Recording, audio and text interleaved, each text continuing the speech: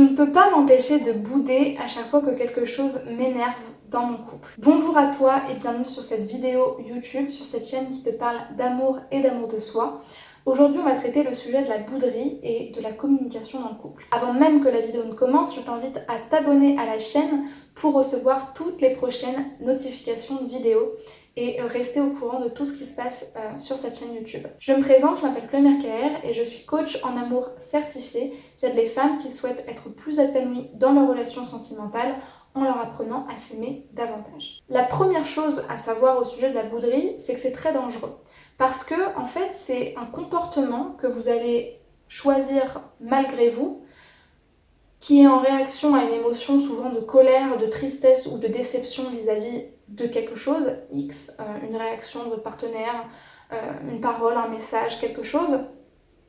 Et en fait, ce comportement, il n'est pas sain. Parce que non seulement il vous empêche de vraiment exprimer votre émotion, et vous vous sentez frustré, et souvent on a l'impression qu'on refoule ce qu'on ressent parce qu'on a peur de le dire et on n'exprime pas à l'autre, et surtout au niveau de la relation, ça vous empêche de vraiment communiquer avec votre partenaire, ça vous sort du pied d'égalité sur lequel vous devez être dans la relation. C'est-à-dire que quand vous boudez, soit vous refoulez vos émotions, vous dites rien et c'est vous qui en pâtissez quelque part, soit vous vous mettez au-dessus de l'autre en disant « je boude, c'est à toi de venir me chercher », mais du coup ça peut très vite fatiguer l'autre et ça peut en fait vous éloigner. Donc la bouderie c'est très dangereux parce que ça empêche la communication authentique et la communication adulte et mature dans le couple.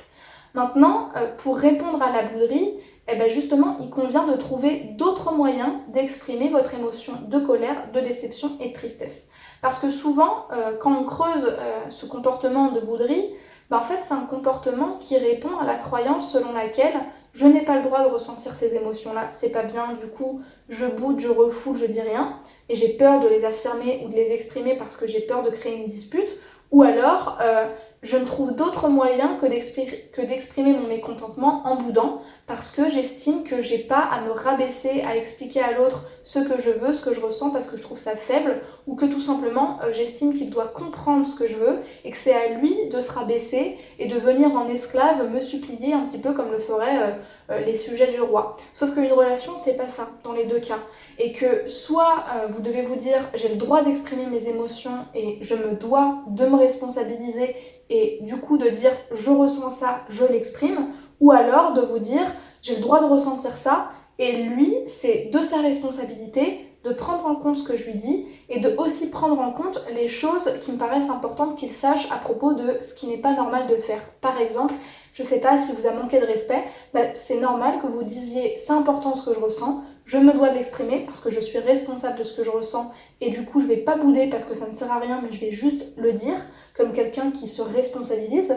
Et en même temps, le fait de vous dire c'est pas moi qui me suis manqué de respect, c'est pas moi qui ai fait la faute quelque part, donc du coup je vais le responsabiliser et pour le responsabiliser, je vais lui dire clairement ce que j'ai ressenti et ce que je n'ai pas apprécié. Et ça, c'est des choses qui vous permettent d'avancer ensemble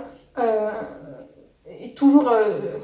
en tout cas avec la condition que vous soyez des personnes matures qui sont capables de se responsabiliser et de prendre justement leur part de responsabilité dans leurs actions et dans leurs émotions ainsi que dans leur comportement. Donc c'est pour ça que c'est important de pouvoir répondre à ces sentiments-là qui sont à l'origine de la bouderie par d'autres comportements plus sains pour vous et pour la relation que vous entretenez. La dernière chose que j'avais envie de vous dire à ce sujet, c'est également vous faire comprendre que quand on boude, souvent quand on est dans le cas de je suis la reine, c'est lui l'esclave, il faut qu'il vienne me chercher, on s'éloigne totalement de l'idée même du couple qui est celle d'une équipe qui doit gagner ensemble. Il ne faut pas oublier ça, vous êtes un couple, vous êtes une relation, vous êtes deux partenaires qui s'engagent l'un pour l'autre pour faire continuer dans le bien-être votre foyer et que quelque part vous êtes une équipe qui doit gagner ensemble. Et s'il y en a un des deux qui gagne en dépit de l'autre, l'équipe ne gagne pas, le couple ne gagne pas. Vous gagnez individuellement, mais vous gagnez en fait surtout un éloignement de l'autre personne. Donc essayez aussi d'avoir toujours ce sentiment de pourquoi on est en couple. À la base, on est en couple pour travailler ensemble, pour collaborer ensemble et pour gagner ensemble. Donc est-ce que cette bouderie, ou est-ce que même le fait que je n'exprime pas ce que je ressens va nous faire gagner, ou est-ce que elle va soit me faire du mal à moi, soit me faire gagner, mais en fait est-ce qu'elle va m'éloigner de mon partenaire? J'espère que cette vidéo vous aura plu. Si c'est le cas, je vous invite à me laisser un commentaire, à vous abonner à la chaîne, à la partager et à liker la vidéo. Pour celles qui veulent apprendre à être plus épanouies dans leur relation amoureuse, à peut-être plus s'affirmer, plus poser leurs limites, plus donner de poids à ce qu'elles ressentent et à améliorer leur affirmation d'elles-mêmes et leur estime d'elles-mêmes, et uniquement pour celles-ci, donc les femmes qui veulent être accompagnées individuellement, je vous offre un bilan sentimental pour faire l'évaluation de votre situation actuelle,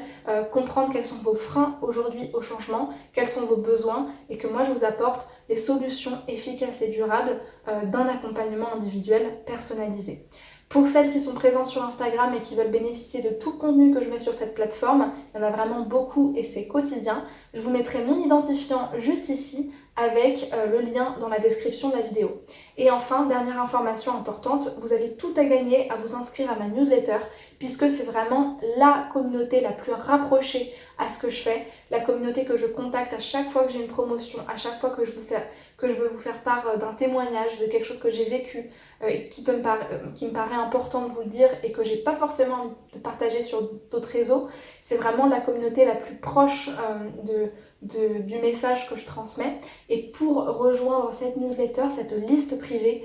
vous pouvez la rejoindre en cliquant sur le lien qui se trouve encore une fois dans la description de la vidéo. Merci beaucoup pour votre attention et pour votre confiance. Prenez bien soin de vous et à très vite pour une prochaine vidéo de coaching sentimental.